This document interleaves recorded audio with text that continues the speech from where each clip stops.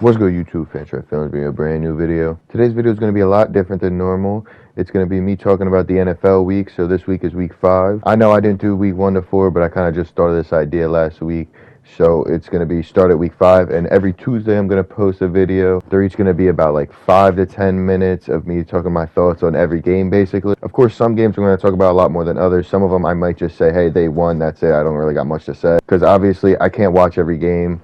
And I don't watch every game. Sometimes I won't even watch the night games. I'll just watch the highlights. And sometimes I don't even do that. But like, I'm just going to do what I've seen and my thoughts on the games. I'm also going to do like my predictions for the rest of the season. My predictions might change every week. I don't know, but we're going to see. So how it's really going to go is you're going to just see the Madden gameplays. I'm going to get a couple games that I'm going to talk more about. And then it's going to be those same games for even if I talk about the little games. But just so there's something in the background and it's not just a black screen. All right, so let's get right into it. So the first game we're going to talk about, you could see from the gameplay, and obviously it's the Thursday night game, Denver versus Indianapolis. First things first, that was the most boring game, and you think, oh, maybe the gameplay is going to be better? Not really. I was playing ass. The bots was beating me and shit. I don't know, bro. But anyway, this is my main thoughts on the game. One, Matt Ryan, he just don't got it anymore. I think he's done. He's washed. He's too old now. And he just can't get it done anymore. And I think Frank Reich's got to be on the hot seat. If you can make the playoffs with this team, I mean, I don't see how you could say he's a good coach anymore. He wasn't able to get it done last year with Carson Wentz, and as of right now, it doesn't look like he's going to be able to get it done with Matt Ryan, so I don't see how you could say he's a good coach. Now, of course, this could all change. They could go on a run, make the playoffs, he could do real well, and then he won't get fired, of course. But I don't see that happening, and I think by the end of the year, he'll probably be fired. Now, on the other side of the ball, Hackett will also be getting fired if they don't make the playoffs.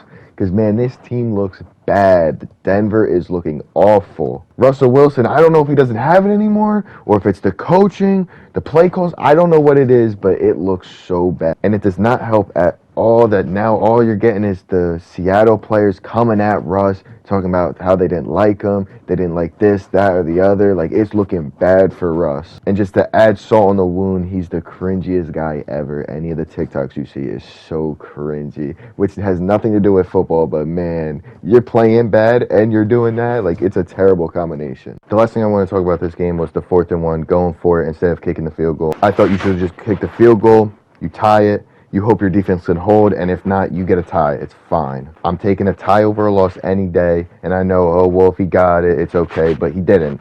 And I think you should just go for the field goal, tie the game. I think Hackett got people in his head talking about from week 1 where he didn't let Russ get the ball, and he kicked the field goal instead, and this one he was like, all right, I'm going to put it in his hands, but I think you should just kick the field goal.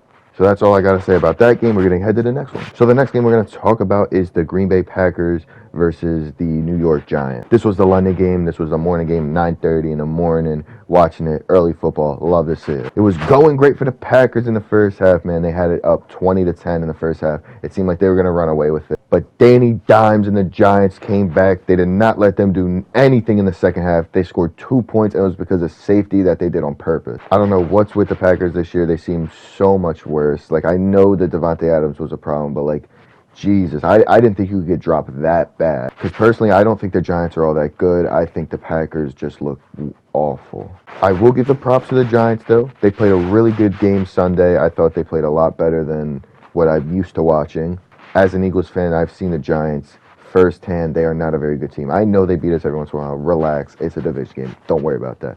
But they're not a very good team. I think a lot of people know they're not a good team, but they beat the Packers and they looked pretty good, but I think it was more the Packers just being a bad team. The way it's going, I think Rodgers is retiring it after this year. I think this is the last year, no matter what happens. I don't see a way he comes back next year. I really don't. The last thing I got to say about this game was Aaron Rodgers is so good at throwing the football. He makes it look effortless. So that's all for that game. We're going to head to the next one. So now what we're going to do is get into a little speed run. I'm going to go through a bunch of like the 1 o'clock games and the 4 o'clock games that I didn't really watch too much of, but I kind of got a little bit, and it's kind of really just nothing crazy happened where I should talk about it. So we're going to just make it real fast and let's go through it. The first game is the Bills-Steelers.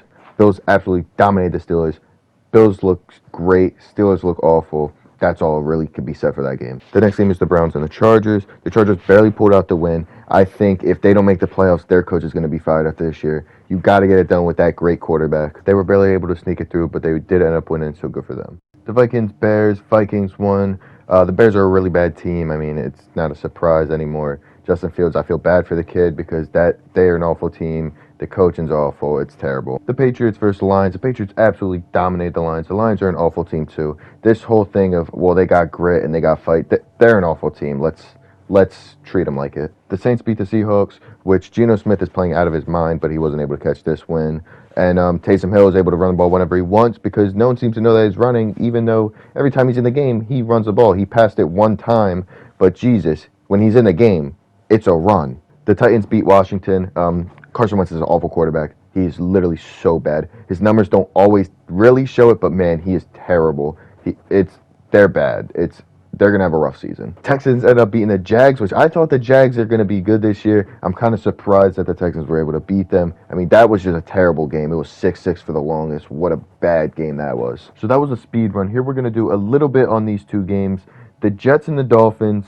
The Jets won very easily, very handily. But the only thing I wanted to talk about in this game was Teddy Bridgewater going down and being done for the game. I think it was like the first play he got hurt, and they said it was an elbow and a head injury. Well, once I heard the head injury, I knew he was done for the game. I haven't seen a lot of people talk about it, but I really think we should be talking about how, because of what happened to Tua, it didn't matter what happened with Teddy. He was not getting back in the game. They even said Teddy Bridgewater passed the protocols, but they didn't put him in the game. This is because of all this stuff with Tua, which I know it's terrible that it happened to him, but now he couldn't get back in the game when he passed the protocols. I think it puts the NFL in a really bad position because now you're overprotecting these guys when he's not even hurt. He literally passed the protocol. He wasn't hurt. And the next game is the Bucs-Falcons.